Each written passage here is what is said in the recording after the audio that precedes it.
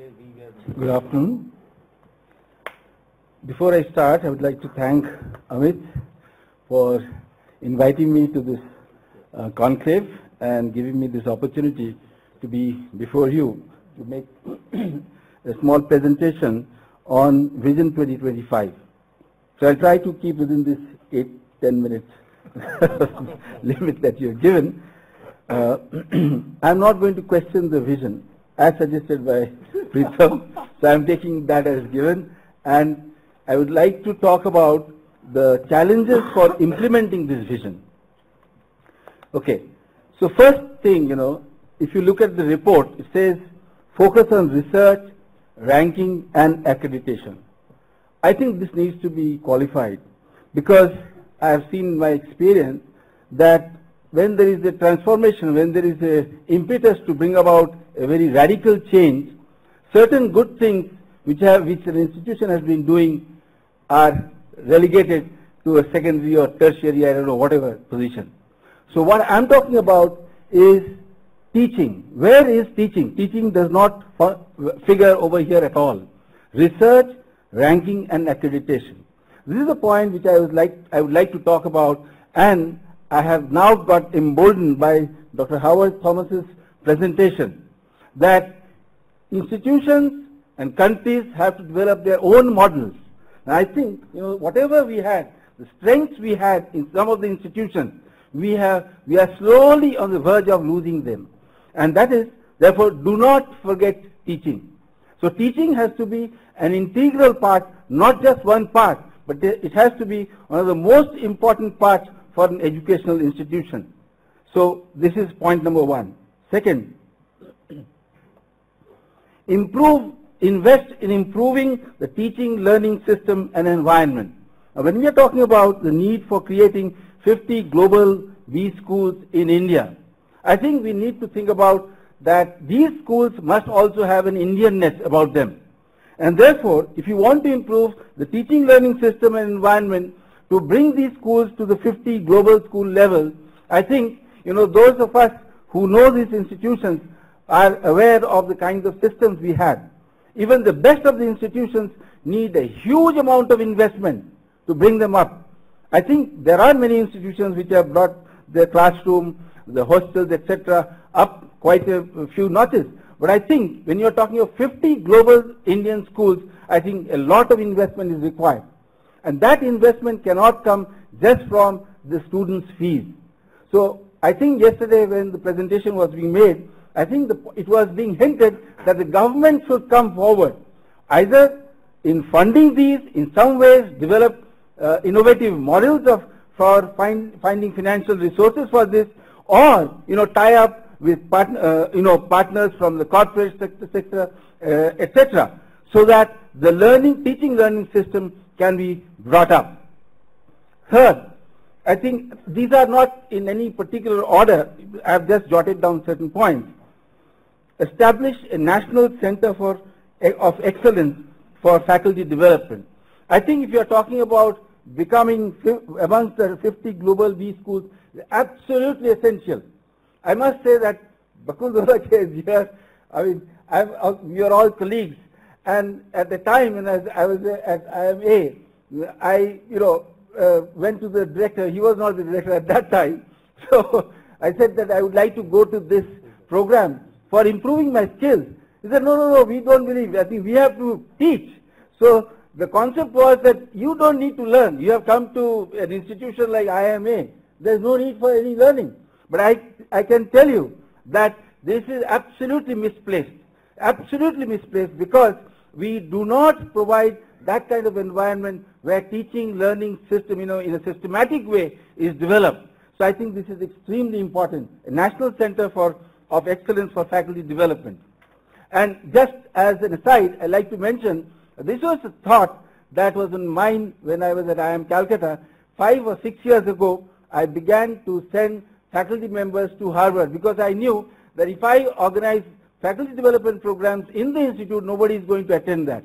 So I said I have to send them to Harvard, only then they'll learn, because the 10 days they'll be there, they'll not be going anywhere else. And that was the time, as a result of which major changes in curriculum have started taking place at that institute. Okay. Next point is raise the quality of administration. You know, we talk about, there was a study recently, I mean, I happened to be, to go to the conference in 2012, and a study by some professors from Stanford brought out that in India, vice chancellors and directors of institutions spend 80% of their time on routine administration and 20% on academics. However, in the best of the institutions, it is the other way around. Absolutely, you just turn it, I mean, upside down. It is, therefore, I would say that that can happen only if the administration in these institutions is professionalized with the help of people taken from, who have had long executive experience. And we must have a dual ladder. In the top institutions, I see, the administrators are relegated to a much lower level. So that has to change, that culture has to change, and it has to be a dual ladder. Some people may decide to remain, from academics to move into academics administration, that's fine. But these administrators have to be paid market-based salaries. Only then you can ensure that academics give attention to academics and not administration. Simultaneously, I would also like to mention this point that, we talk about faculty-governed institutions are essential part of the essential aspect of excellent institutions. I would just like to make a correction here. Under this faculty governance, actually what we have in mind is faculty administered. And therefore, I think we need to differentiate between governance and administration. Administration should be left to administrators, executives, who are experts in that activity. Faculty must govern those activities. So the processes by which it is administered, that should be looked into. And therefore, if we do that, then faculty academics would be giving time more to academics and improving the curriculum, teaching, learning, etc. Next point, there is a need to change the organization structure and systems of these institutions, top institutions. Only then they can support this journey towards becoming amongst the 50 global. Do I have 2 minutes? 3 minutes. Oh, great. Okay.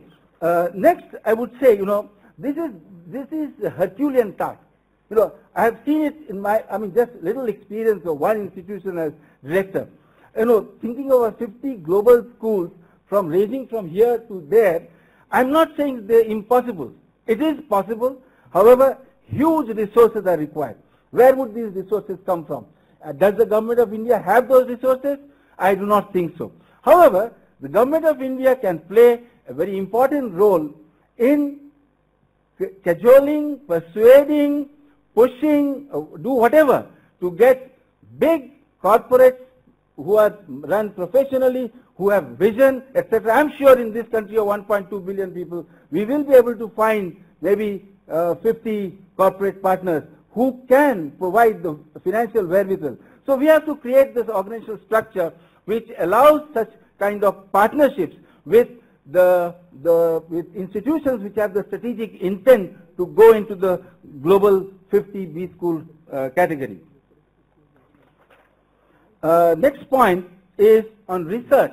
I think we all know that research because we are talking about the mecca of management is United States, and a large number of papers published by a large number of faculty members in schools over there.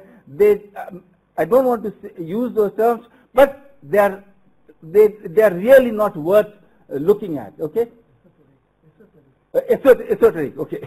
Esoteric. So therefore, I think what is important is relevance. Relevance to the Indian context. I do not think we have money, resources to spend on just esoteric, fantasizing certain things, theories. But of course, maybe 5, 10%, 15% of research time can be devoted to that sort of thing. Some, jugglery with numbers or whatever. But I think the relevance is extremely important, especially for a country like India, where 80-90% of the people are suffering in poverty. I do not think we have the luxury to spend huge amounts of money on doing this kind of intellectual, exercises. which have not much meaning. The government of India, through corporate partnerships, through its own funding, whatever, must start an AOM type annual meeting, which will help, institutions to faculty members. I'll take one more minute, just 1 minute, just finish on this. So therefore, this becomes, a place where, serious academics are able to debate and come forward with solutions for this country. Thank you very much.